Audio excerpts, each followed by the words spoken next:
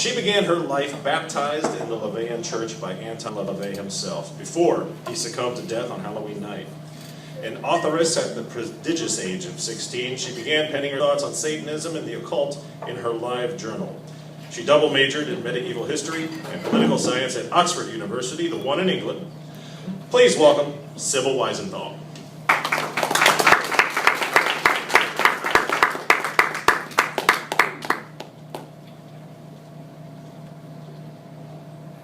Good evening, ladies and gentlemen.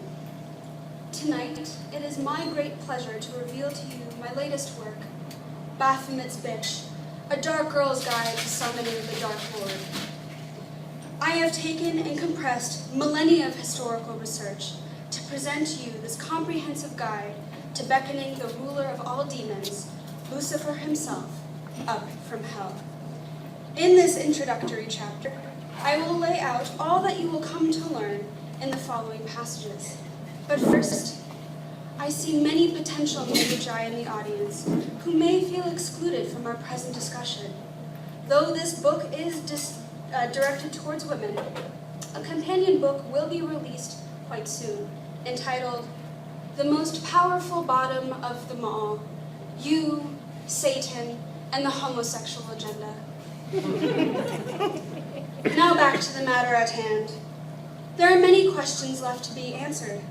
The one I receive most often as I travel around to discuss my research is, do I need to become a witch for this? The short answer is no.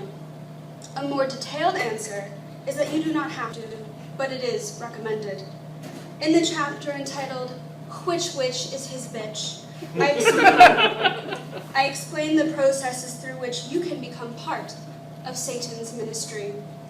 You can be ordained in the Satanic Church, for unlike that most backwards of institutions, which has gripped this globe for far too long, Satan does not discriminate. I even argue that he was the first feminist, supporting women in medicine since the early 1300s. If you are a witch, you are a feminist. And if you are a feminist, you are a witch. So, if you are a woman and you vote, or express any measure of an opinion, you're already on your way. I caution you, however, to take care against those who call themselves Wicca. They are a heretical abomination, blaspheming against our Lord. They're imbecilic sows, and they cannot even keep their pagan traditions in order. Many covens have been infiltrated with these lovers of essential oils and burlap crafts. They believe more in their casserole concoctions than they do real magic. Should you partake in a Sabbath, or Sabbat, with these most loathsome of impostors, you are likely to spend your whole evening getting twigs and wood chips lodged into crevices that only demonic tongues should be lapping at. You are not likely to see any demon, Satan or otherwise, during these frivolous excursions. However, if you do happen to find yourself a respectable coven, be sure to perform your Sabbaths on private property, since federal land is God-fearing land. Though this country may be free, it be not without fools. The second question I am often asked is if the selling of one's soul is required for this occasion. Once again, the short answer is no, but it is preferred. I explore the value of the soul in the chapter, There's a Pact for That. Of course, this is one of the more delicate and personal choices that you will be making in preparation for summoning the Dark Lord. Ultimately, should you finally decide to sell your soul, you will find a step-by-step guide to approaching your lawyer and asking him about his demonic dealings. Though he may be in your employ, Satan's purse is far deeper than yours. And they therefore urge you to familiarize yourself with this chapter so that you might make the most of your soul. Finally, we move on from the bureaucratic hoops to the fun part. In the chapter, Eat, Chant, Conjure, I lay out all the nitty-gritty details that you will need to address. Foremost, you must ready your home for arguably the most important guest to ever materialize in your abode. It is customary to lay out a banquet for Satan, weary from his journey to your meager table. I recommend Indian cuisine. It reminds the bowels of hellfire.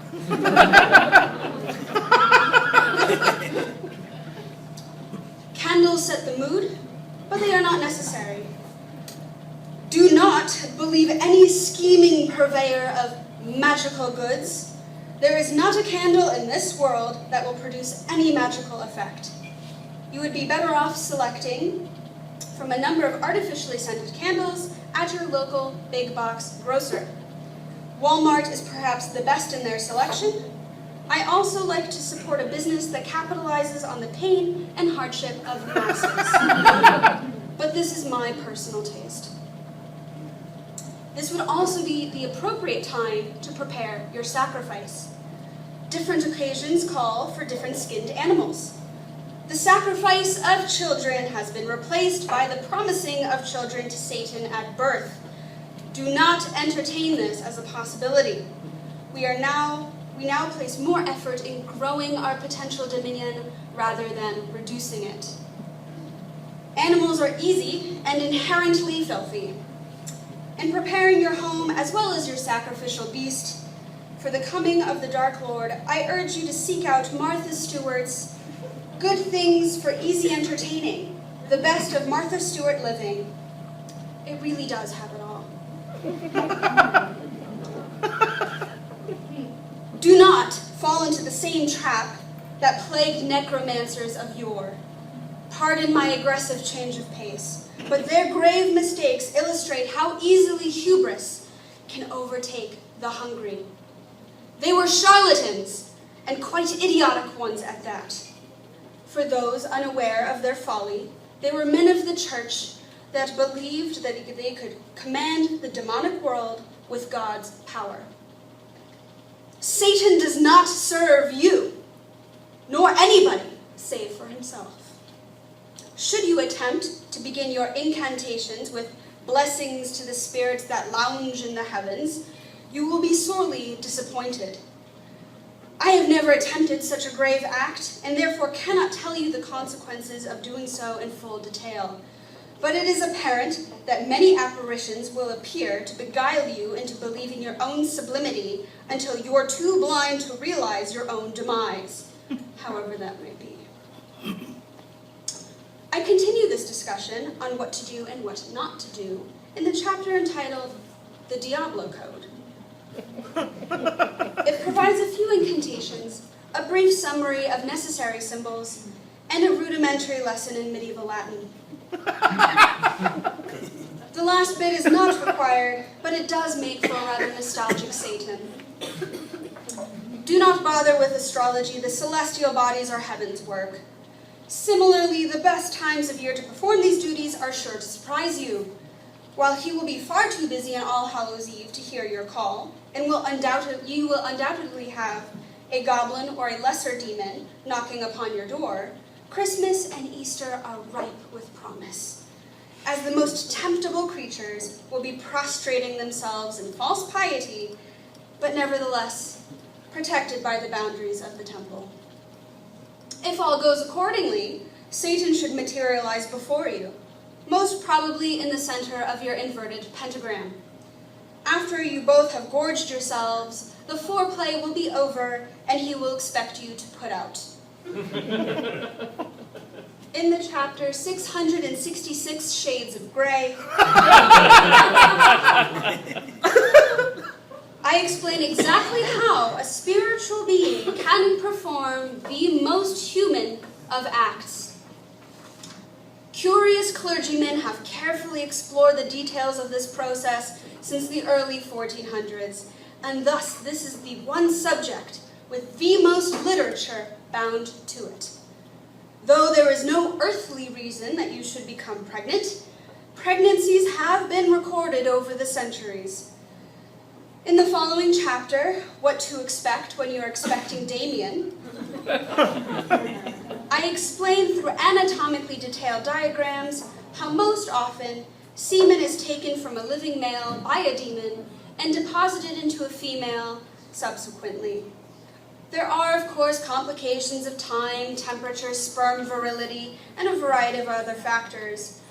But I calculated that the chance of demonic impregnation is approximately 39%. And finally, if you have gone through all of the necessary preparations, perfected your Latin, and laid out silverware for two, yet the hours pass without so much as a whiff of sulfur, then it may be time to refer to this final chapter. He's just not that into your sacrifice. Many women handle their grief and rejection differently. In this passage, I offer advice to those sorry individuals who could not even conjure an imp. There are incantation exercises, sacrificial recipes of varying skill level, and personal pubic grooming diagrams, all designed to make you more appealing. If you find yourself inconsolable, I refer you to my second book, The Power of Demonic Thinking, in which you can practice and hone your craft so that your soul, your lifestyle, and your decorating may become worthy of our Lord Satan. If you find this book helpful to you, I urge you to read my other works, including The Joy of Cooking Your Recent Sacrifice, How to Win Familiars and Bewitch People, Sabbath, Bloody Sabbath, and Satan versus Santa, Dyslexia and Witchcraft.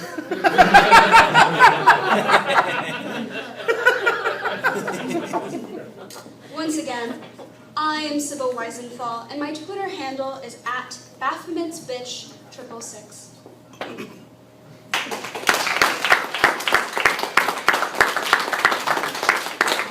I understand there are to be questions. Does anybody have any questions? Yes, sir. What's your favorite scented candle to use during a ritual? Oh, well, 'tis the season for apple and pumpkin spice, is it not? I like to keep my candles within season, as Martha tells me to. Anybody else? No? Well, thank you very much, everyone. Have a good day.